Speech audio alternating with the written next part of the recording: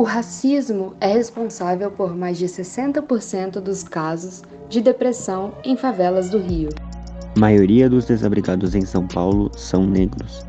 Você consegue adivinhar quanto tempo tem de diferença entre essas duas reportagens? E se eu te contasse que essas duas reportagens têm mais de 90 anos de diferença, você acreditaria?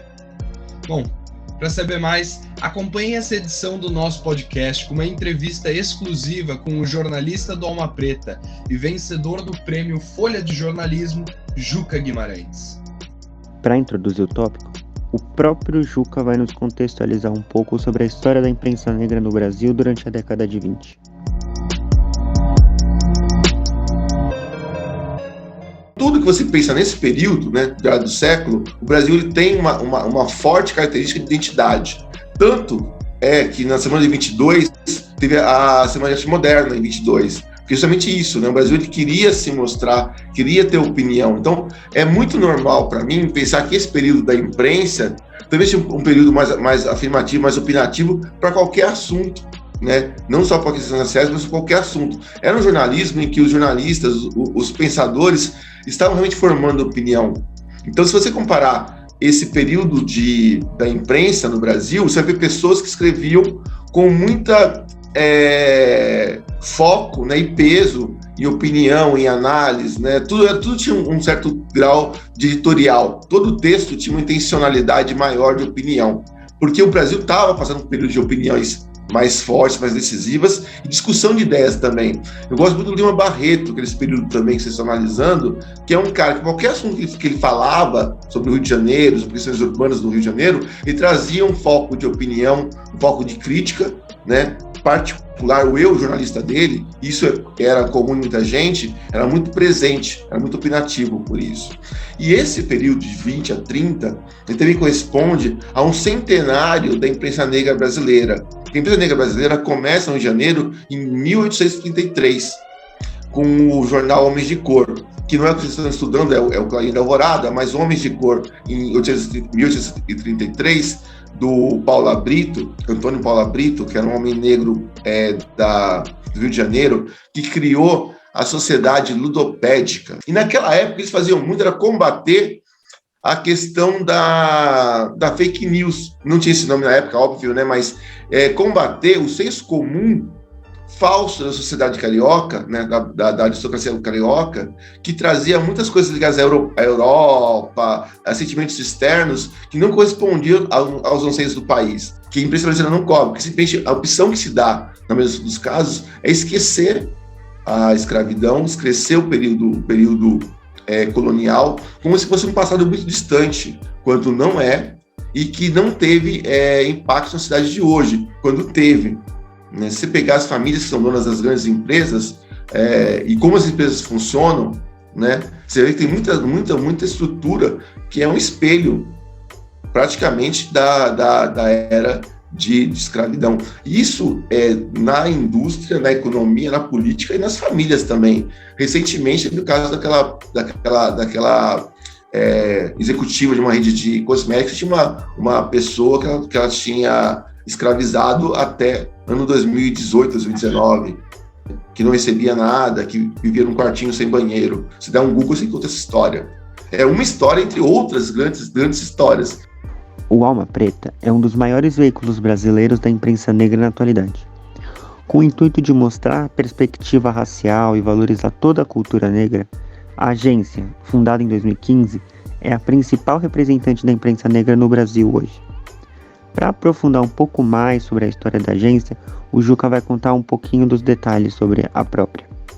E aí, falando um pouco do Alma Preta, onde eu trabalho, né, a gente não é uma mídia de esquerda, uma mídia progressista, uma mídia que busca um campo político para atuação, para falar dessa ou daquela linha ideológica. Né? Não somos socialistas, não somos comunistas, não somos nada disso. A gente pensa uma sociedade sem racismo, que não é utopia também, né? Porque como você constrói o racismo com uma estrutura pensada, organizada e financiada, você pode construir um antirracismo uma estrutura pensada, organizada e financiada também, né? Você disputa isso com a mesma forma, com a mesma estrutura. Então, acho que o antirracismo não é vamos ser só antirracistas, não vou ser racista. Não adianta não ser racista, tem que ser antirracista. O combate ao racismo, ele não é passivo, ele tem que ser um combate ativo. Uma vez ele surge como uma imprensa antirracista, né? O foco é falar do racismo, discutir a negritude no Brasil, que são assuntos muito parecidos, mas tem uma diferença crucial, porque a negritude fala muito sobre ancestralidade, sobre história, afrodescendência, é mais uma coisa da autoestima, né? A negritude é a autoestima, que todo mundo tem também, porque no fundo isso faz parte do Brasil como história social e formação do país.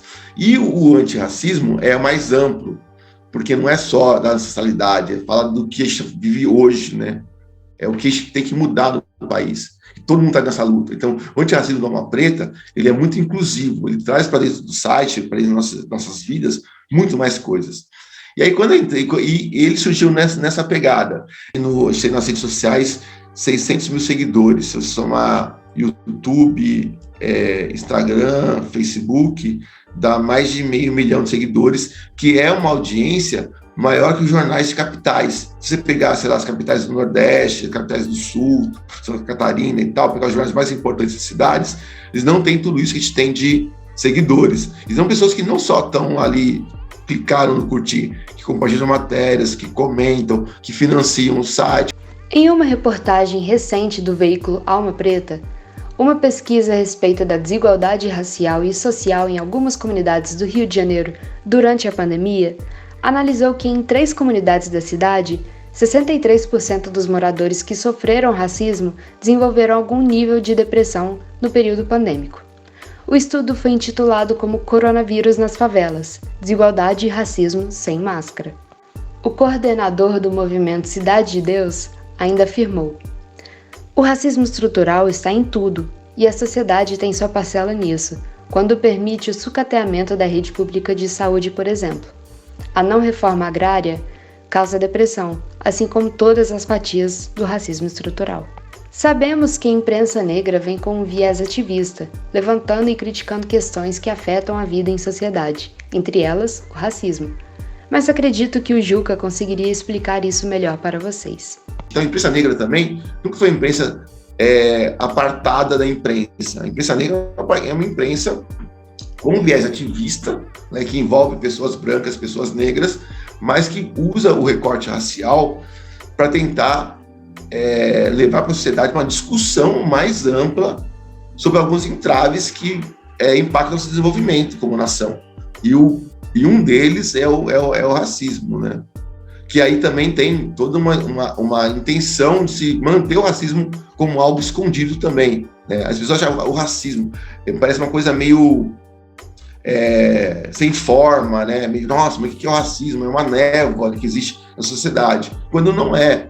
É uma estrutura de poder muito clara, muito identificável, e você percebe que a pessoa é racista não por sentimento particular de gostar de negros, mas que o sentimento de achar que a sociedade precisa ser racista para manter o controle e o poder. Porque no fundo, tudo que a gente está discutindo atualmente, sempre foi discussão, é controle de poder. Segundo dados do pesquisador Ricardo Fernandes, 37% das pessoas aumentaram o consumo de drogas durante a pandemia.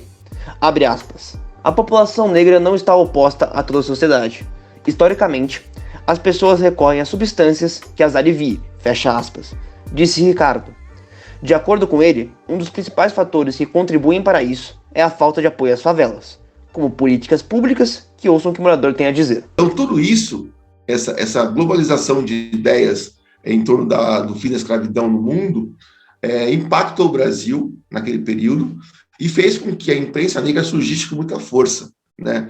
E isso no esteio do abolicionismo, que chegou 50 anos depois. Se você pegar 1878, que é a Lei Áurea, que é o 13 de maio, né, que é o que vocês estavam falando da sua edição, ele acontece 50 anos depois do começo da imprensa negra brasileira. Então foram 5 décadas de luta pelo fim da escravidão. E outra coisa, a imprensa negra tinha uma característica de humanizar as pessoas escravizadas, porque até então o negro era visto como mercadoria no jornal, como alguém que era propriedade de outra pessoa, né? A imprensa negra, desde o começo, ela coloca o negro como um sujeito. Então fala dele com as questões amorosas, sociais, culturais, né? Tudo isso traz para dentro dessa intenção de mostrar que o negro é uma pessoa e que o Brasil, desde aquela época, é formado por essa sociedade, com pessoas brancas, negras, indígenas e toda a gama de miscigenação também. Então, essa discussão toda, a formação do povo brasileiro, ele passa pela imprensa negra. E a partir desses relatos, nós podemos observar que uma das principais características da imprensa negra no Brasil é de estabelecer o negro como humano na narrativa. Algo não muito evidente na imprensa em geral e também não muito consolidado na sociedade racista e classista em que vivemos. Mas é uma situação que, graças ao trabalho de movimentos como Alma Preta e de pessoas como Juca, está mudando cada vez mais. E bom, para finalizar o nosso papo, para finalizar o nosso episódio, fique com alguns conselhos e toques do experiente jornalista para você parar e pensar um pouco, refletir um pouco sobre a vida. Isso é muito recorrente, né? Todo dia, quando vocês se formarem e forem para o mercado de trabalho, eu não quero assustar ninguém aqui, mas vai ser todo dia vai ser isso com vocês. Vão se separar com o machismo, com o racismo, com a ignorância. Cara, a ignorância. Gente, cuidado com a ignorância. Não sejam burros. Porque a burrice também é outra coisa que cada vez cresce de uma forma que eu não entendo como ser burro virou moda, virou cool pra caramba, assim. Todo mundo quer ser burro. E aí a gente luta muito para não ser burro. Trazer para o nosso leitor, tentar construir nossa comunicação, nosso trabalho de jornalismo, a identificação, a empatia, né? A imprensa negra, desde o começo até hoje, ela tenta buscar no sujeito negro, na mulher, no homem negro, na criança negra, no idoso negro, no negro trans, um espaço em que ele se reconheça, que ele aspire a alguma coisa. Então tem os exemplos, Alma Preta, e a imprensa negra, no geral, faz isso, né? Traz para o foco, né? Para a centralidade da discussão do jornalismo, também as figuras negras importantes. Então, sim, a gente está criando a humanidade da pessoa negra, criando a autoestima, criando a referência, desde aquela época até hoje. Primeiramente, agradecer o professor Fábio por ter nos dado a porta para tantas aprendizagens. Segundo, o jornalista Juca Guimarães, por ter compartilhado tantos conhecimentos. Agradecemos imensamente ao Juca Guimarães por ter nos concedido o tempo dele para falar sobre a imprensa negra. O jornalista e repórter do Alma Preta nos ajudou bastante a construir esse podcast. E por fim, a você que escutou o episódio do podcast até o fim. Muito obrigado pela sua audiência e esperamos que tenha gostado do nosso conteúdo. Orientado pelo professor Fábio Sicchini e apresentado por Gianni Castro, Luan Foreste, Pedro Costa e eu, João Nakamura, este foi o papo do nosso podcast de hoje com o jornalista Juca Guimarães. A todos que fizeram esse projeto possível, meu muitíssimo obrigado. E a você, ouvinte, que nos acompanhou até agora, assim como esse papo com o Juca pôde nos proporcionar muitos aprendizados, espero que você também compartilhe dessa reflexão sobre a sociedade em que vivemos e pare para pensar e olhar ao seu redor. A todos vocês, um forte abraço e até a próxima. Obrigado por ouvir. Obrigada. Até a próxima.